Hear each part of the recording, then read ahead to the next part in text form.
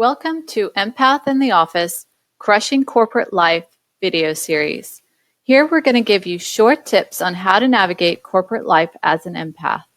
The first video is how to work for a controlling boss. Are you working for a boss who constantly makes you feel inadequate? Do you have a boss that is not supportive of your career growth because they want to keep you in your current position? This may manifest in actions such as being controlling, using bullying or manipulation, or even gaslighting. So many empaths find themselves working with toxic bosses that steal their confidence and keep them small.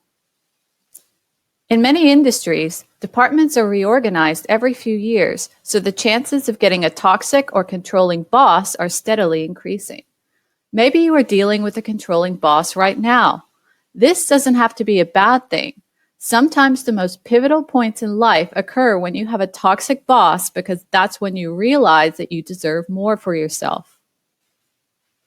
But let's be honest, even when we are looking at the positives, we have to see that this type of behavior destroys our confidence more than we know. So it must be healed within ourselves so that we can stop the cycle and make toxic bosses wither because we are no longer giving them our power. Behaviors are modeled, and whatever you feed grows. This site is all about feeding what is good and modeling behaviors of integrity, compassion, and empathy. So what causes controlling behavior? What makes some bosses so obsessive-compulsive, micromanaging, or bullying? What we've found from working under these types of people is that controlling behavior can be linked to the need for certainty and significance. When a person is micromanaging, what does he want? Certainty that he will get the results he wants, and maybe even significance of using his status to demand value from the people he manages, rather than lead or influence them. Certainty and significance-driven managers are unfortunately common in today's workplace. Certainty and significance are low-level motivators because they are most likely focused solely on themselves and not others. Controlling behavior can signify a lack of trust, whose ultimate root is powerlessness. This powerlessness is characteristic of a victim mentality and insecurity. If you are secure in yourself, wouldn't you have more trust in your ability to influence others? Wouldn't you have more trust in the ability of others to perform their duties? And would you generally have more trust in the world at large? As a leader, part of building your power or significance and security or certainty in handling anything is seeing the current situation for what it really is, and then seeing it as better than it is, and then finding a way to get there. Releasing resistance to the situation rather than trying to control it actually takes much more self-confidence than the latter. Therefore, people who try to control are actually quite insecure. We as empaths are the new breed of leaders because we are given the gift of self-awareness not to pass on those old values to the people we manage when we become the leaders. Instead, we will lead with love, connection, and contribution. As an empath, having a boss who is controlling and insecure can quickly stifle our soul. We need flexible environments where we can take regular breaks to process all the external stimuli around us.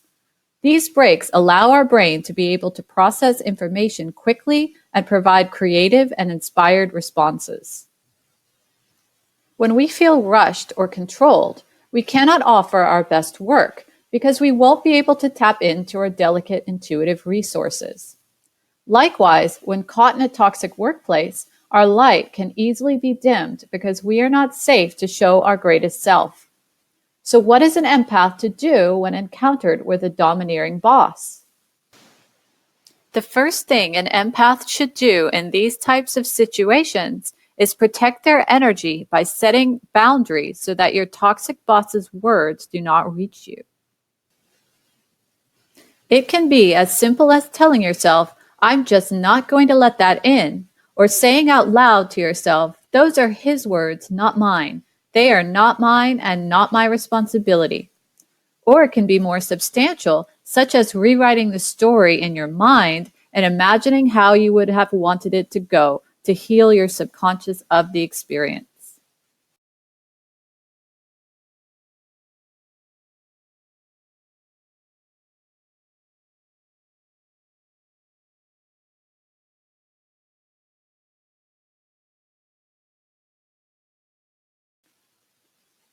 Additionally, it's good practice not to share your goals with just anyone. Set boundaries on who is let in on your goals and dreams. The most successful people never share their goals with others. Why? Because most people are jealous if they find out you want to improve your life, because there's a risk that they would lose you as a friend, colleague, or worker. Another reason not to share your goals is that a lot of people don't see the same vision for yourself that you see, because they are not you. About goals, it's best to keep them secret because the less you talk, that means the more action you are taking towards fulfilling them. The second secret to battling a toxic boss or work environment is to know your value. Consider the story of a boy and his rock. One day, a boy wanted to experiment with the value of things, so he took its special rock to a flea market and received an offer of $2.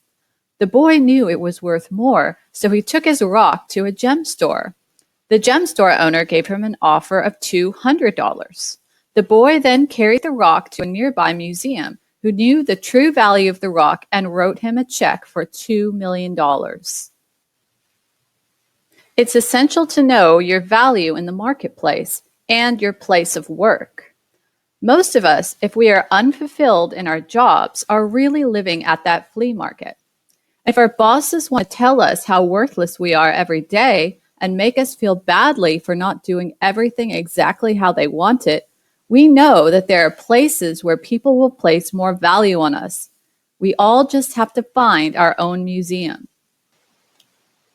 The lesson of this story is not to go to the person who gives you the most money, but to simply know that different people will see different value in you. And if you are valued very little, there is really nothing keeping you where you are except yourself. Open your eyes to the value you are worth. Really, we are all priceless. Number 3, realize it's not about you, it's them. They don't feel good enough. What we've found is that people who criticize others and put them down have the most criticism for themselves. When they make you feel not good enough for the job, it's because they themselves have not learned to value themselves properly, so they extend this subconscious feeling to anyone they can. And the perfect person for this is an employee who can't talk back. It's never about you.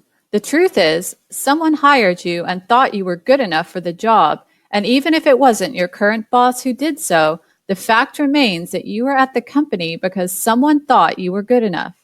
The only obstacle now is to convince yourself that you are good enough and either make plans to leave your toxic environment, or if you cannot, stay as far away energetically from your boss as you can. There are bosses out there who are supportive and will never make you feel inadequate.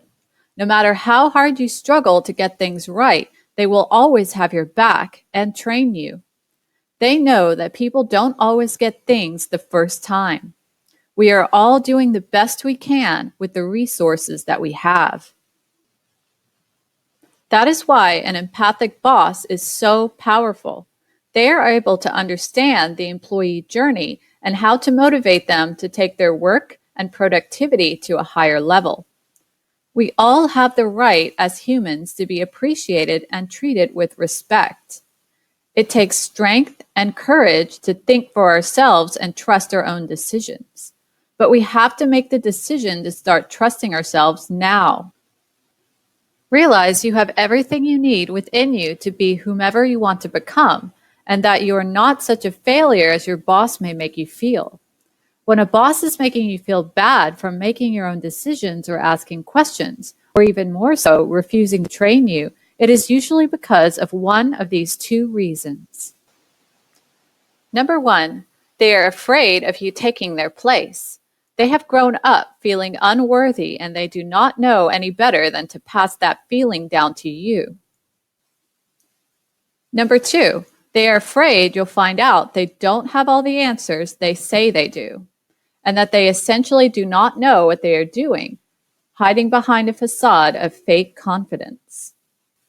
The fourth thing you can do to manage a toxic boss is to find your own museum. Like the story of the boy and his rock, when the boy went to a museum that knew the value of the rock, he was able to create abundance for himself. To find someone who knows your value that much so that you can create the biggest difference, you must first know your own value. Your worth is not determined by your performance review or how a boss sees you. Discover your value by figuring out the problems yourself, finding your own information, and making your own mistakes. Once you know you can handle everything, you'll know inside that you have everything you need to build great rapport with clients, build that phenomenal spreadsheet, or speak in public on cue and do a great performance. Always help someone else. Why? Because when you create value, people notice, because life always rewards what supports more life.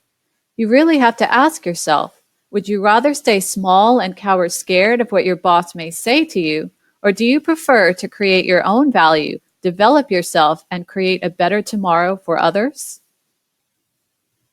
Creating value and helping others will always be valuable in any workplace because a self-starter is rare. If your boss doesn't approve, then most likely some other department or company will quickly buy your stone for a much higher price. Sometimes your boss is just not the right boss for you. Every boss is there for a reason. Some are there for you to learn certain lessons about yourself and to grow. But through it, you will learn your power and that you can do anything that you can imagine. We were all born with this unstoppable confidence, yet we lost it because others kept us small. Sometimes it takes looking in a mirror at an insecure boss to face our own insecurities. But now that you know this, we send you our best wishes in taking your rock to a fabulous museum. Empath in the Office, changing the world one person at a time. Visit our website at www.empathintheoffice.com.